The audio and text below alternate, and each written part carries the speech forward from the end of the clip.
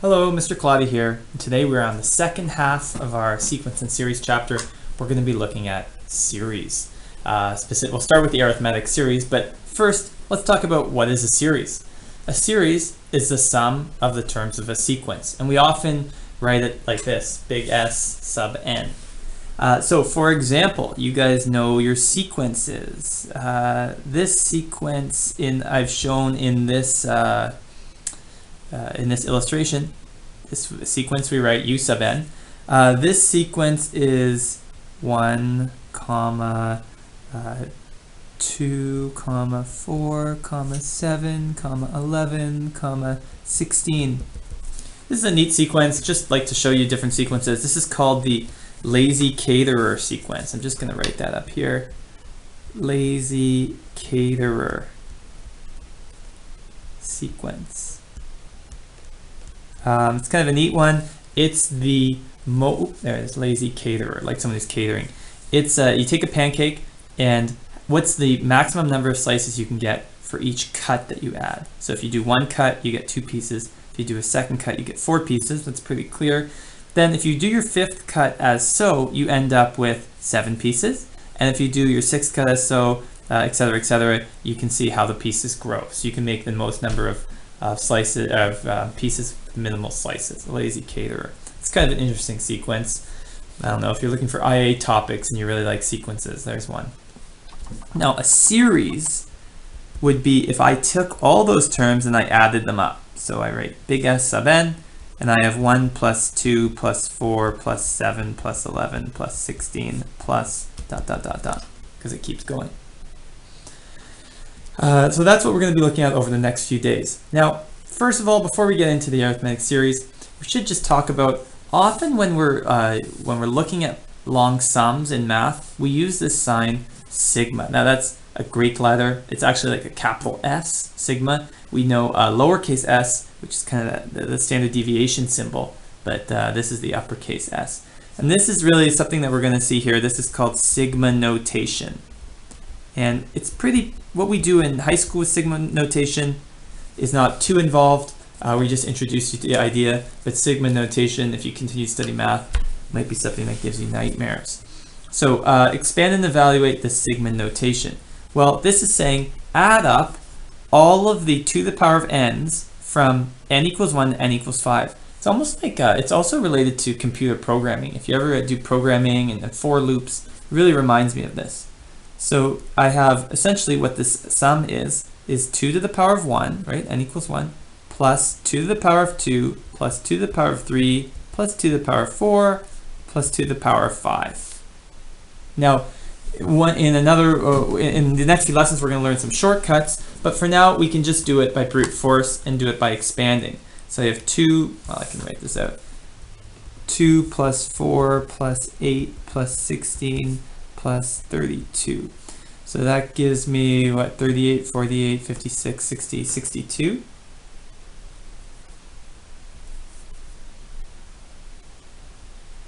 Did I do that correctly? 10, 26, 30, 62. Sure. Okay, and let's look at this another sum here. So this is the sum of the expression n plus 1, where n is equal to 1 all the way up to 7. So I'm going to get n equals 1, so that's 2, plus n equals 2, so that's 3, plus 4, plus 5, plus 6, plus 7, and then when n equals 7, I have 7 plus 1, which is 8. So I end up with 2 plus 3 plus 4 plus 5 plus 6 plus 7 plus 8. And that gives me the answer of 35. So you can see that sums, it's like a language. It's like you have to understand the notation and be able to expand it. And that's kind of what's expected of you in IB with the sigma notation. We'll do one other series of questions here. So if I've given you these sequences, write out an expression for the sum. So this first sequence, remember we just studied sequence for a little while. Is it a geometric or arithmetic sequence? Well, this goes down by 5, that one goes down by 5. I mean, I can look at it and see that I have a common difference of -5 each time.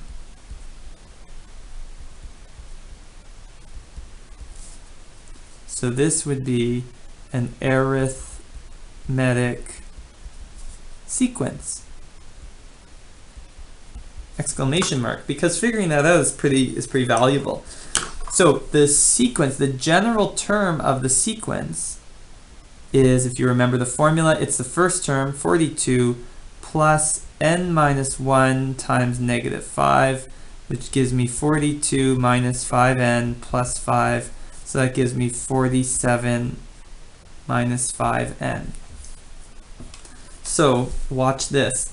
The sum, which is 42 plus 37 plus 32 plus 27 plus ... Well, I can write that sum as sigma notation 47 minus 5n, that expression from n is equal to 1 all the way up to 1, 2, 3, 4, 5. It's a finite series, so I have to add that up from 1 to 5. So what's pretty neat is that you can sub in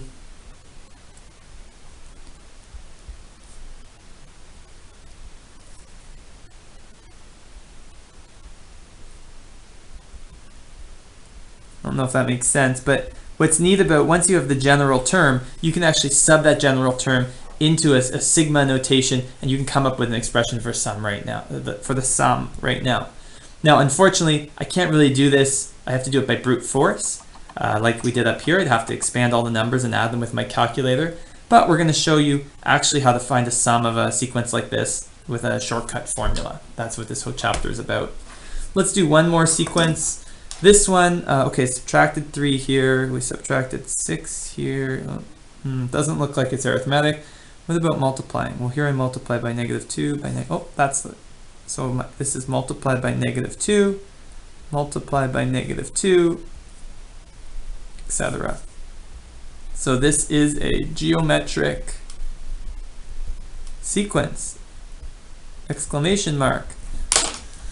So if I wanted to write out the formula for geometric sequence, hopefully you remember that from the previous section, that would be the initial value, negative 3, times negative 2 to the power of n minus 1.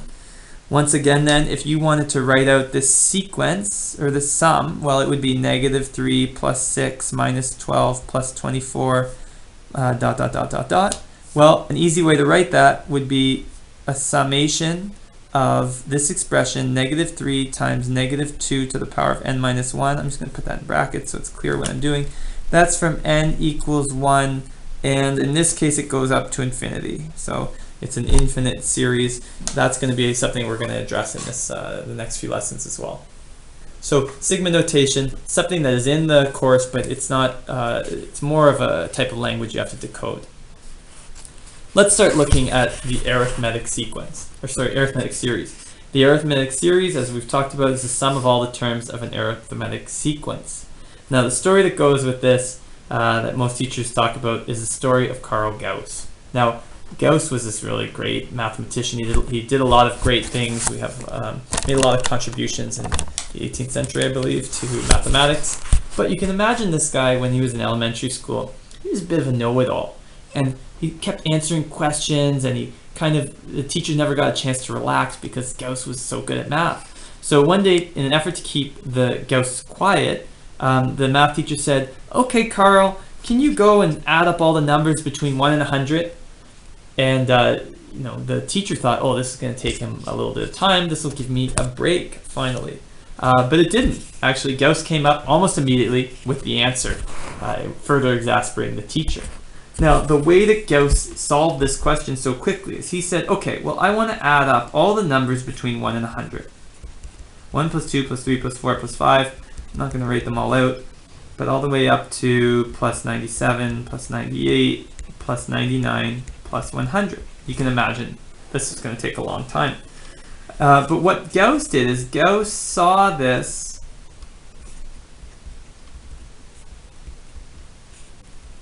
as 50 pairs of numbers. So he saw it as, okay, 1 plus 100, which equals 101, right? 1 plus 100. Then 2 plus 99, which is also 101. Then 3 plus 98, which is also 101, etc., etc., etc. Now, how many times do I get this 101? Well, I have 50 pairs of it, right? 50 pairs.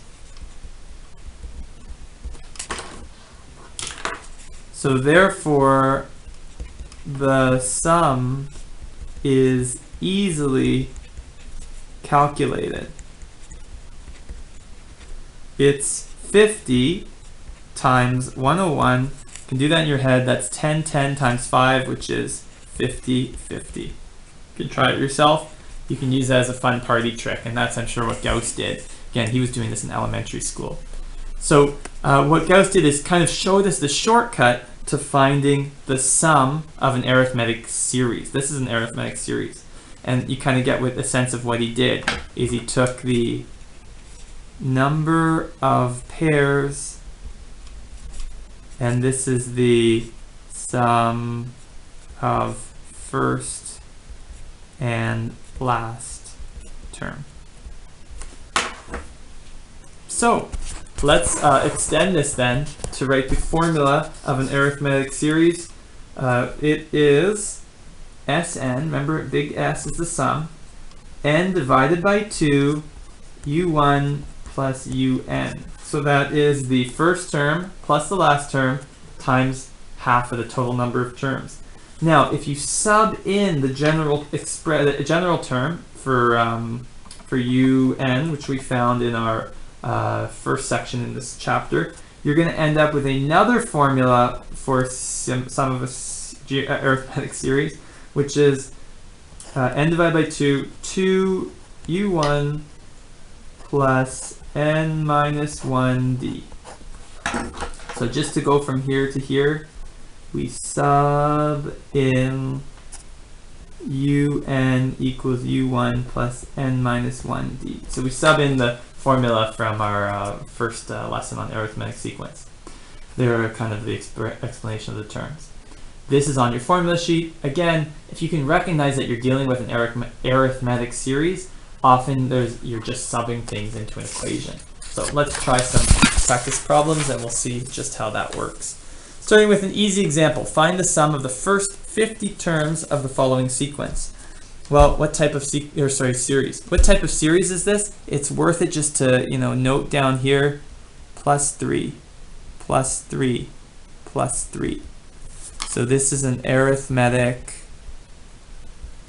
series. And that's going to be important.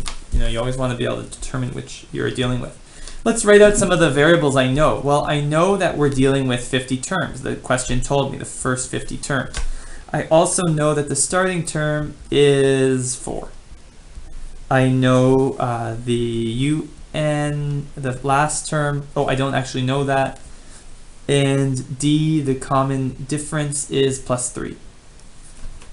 So I can actually go back to my formulas. Look, I have enough things not to use this formula. I can't use this one because I don't know the general term, the last term, but I can use this one.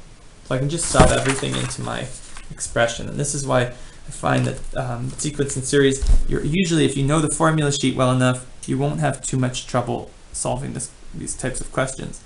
You end up with 50 divided by 2. Then you have 2 times u1, which is 4, plus 49 times 3. You know what? I don't like the way that's written. I kind of want to write out the original expression just so you can see it in this first case.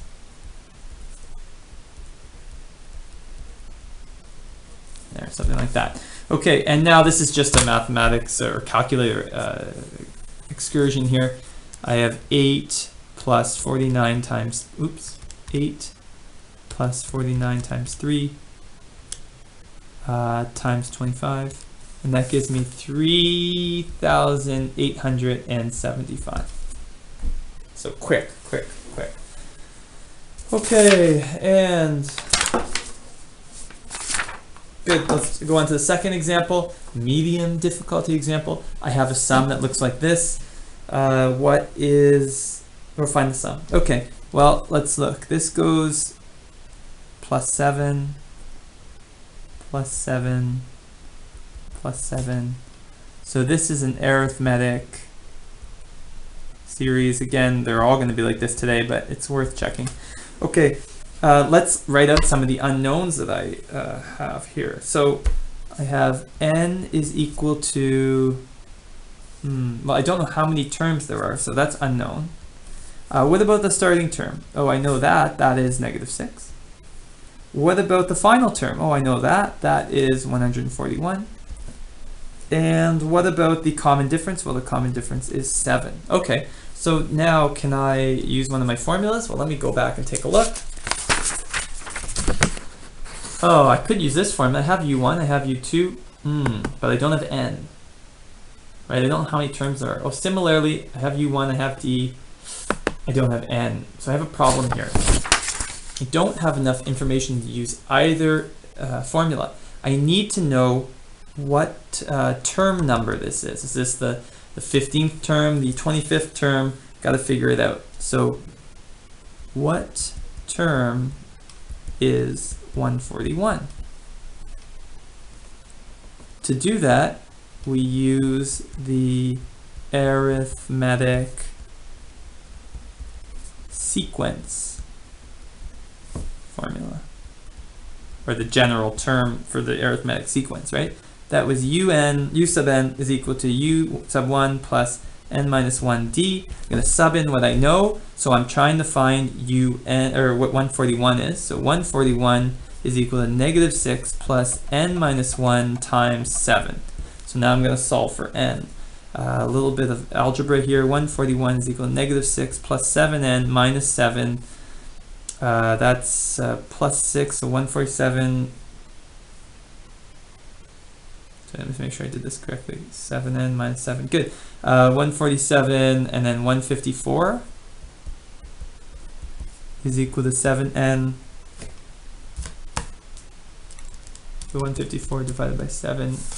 Skipping a little bit of algebra there, but hopefully you can follow along with what I was doing. So now I know what n is. N is equal to 22. So now I can use my series formula. I'll just use the easy one, n divided by 2, u1 plus un. Sub in my numbers, so I get, well, the sum of this up to term number 22 is 22 divided by 2. The first term is -6. The second term is, or last term is 141. Now I can add that up. So I get 141 minus 6 times 11 gives me 1485. So in this case, it's a two-step problem, and I had to use my sequence formula. Okay, final example down here. A bricklayer builds a triangular wall with layers of bricks as shown. The bricklayer uses 171 bricks. How many layers did he build? Okay, so let me write out the sequence. This is a bit of a word problem. The first layer has 1 brick. The second layer has 2 bricks. The third layer has 3 bricks. 4 plus ... And I know all of that total is going to give me 171 bricks. Now, if you look at this, this is going up by 1 each time. So this is an arithmetic series. Again, it helps now to write out what we know in this question. Well, I know n, that's the number of layers. Oh no, that's what I'm trying to find. I don't know that. Okay, u1, oh, I know we start with 1. What about my final number of bricks in the last layer? No, I don't know that. Oh, we don't know anything. Oh, I do know my sum. It's 171. That's the total number of bricks I used. And I do know my common difference is 1. So I actually have a formula that links these things, right? I have this formula, S sub n is equal to n over 2, 2u1 plus n minus 1d. And if I sub all my information in, 171 is equal to n over 2, 2 times 1 plus n we don't know times d, which is 1. Actually, I don't have that bad a situation here because I have one expression and one unknown. So I should be able to solve this ensuing algebra. Let me see if I can figure it out. 171 is equal to n over 2, 2 plus n minus 1. So I get 171 is equal to n over 2, 1 plus n. I'm going to multiply both sides by 2. You'll see why I do this. Then the 2 cancels out. So I end up with 171 times 2, which is 342, is equal to n 1 plus n. Oops. So I end up with 342 is equal to n plus n squared. And then, there's a gasp, because this is looking like a quadratic. And we know the only way to solve quadratics are to factor. Now, I'm no miracle worker, and I don't know really how to factor this off the top of my head, but if you're doing this on a calculator exam, and most likely you are, then you're not going to waste time even thinking about factoring. You're going to go immediately to your GDC. And let me show you how you do this. Go to your GDC. Hopefully you remember, you go to a calculator settings, you go to menu, you go to calculator page, you press menu. This is an algebra thing we're trying to do here. I want to do polynomial tools and go to find the roots of a polynomial. Remember, roots is another way of saying solution. Now it's going to say what degree? Well, this is degree 2, quadratic, and it's going to say, okay, what are your coefficients? Well, my coefficients are 1 and minus 342. Type that in, press enter, and then it's going to say, okay, do you want to execute this line of code? You say enter, and it spits out two numbers. N is equal to negative 19 and n is equal to 18. Well, there's only one possibility here, right? This is extraneous. You can't have a negative n. You can't have a negative number of terms. So the answer then is n is equal to 18, or then for this question, 18 rows. So actually this question was not a difficult question in terms of thinking. You just had to use the formula, but then you had some more challenging algebra to do. Don't forget how to solve a quadratic. Don't forget how to solve a quadratic quickly. Okay, your homework then for today is page 171, number 1 to 3, 173, number 1 to 6, 174, number 1 to 6. I think there's some sigma notation stuff in there. You can skip some of it, but I would not skip these questions. Just go through them quickly to make sure you remember how to do these and feel comfortable with all the questions that could be thrown at you. Good luck with that, and I'll see you next time.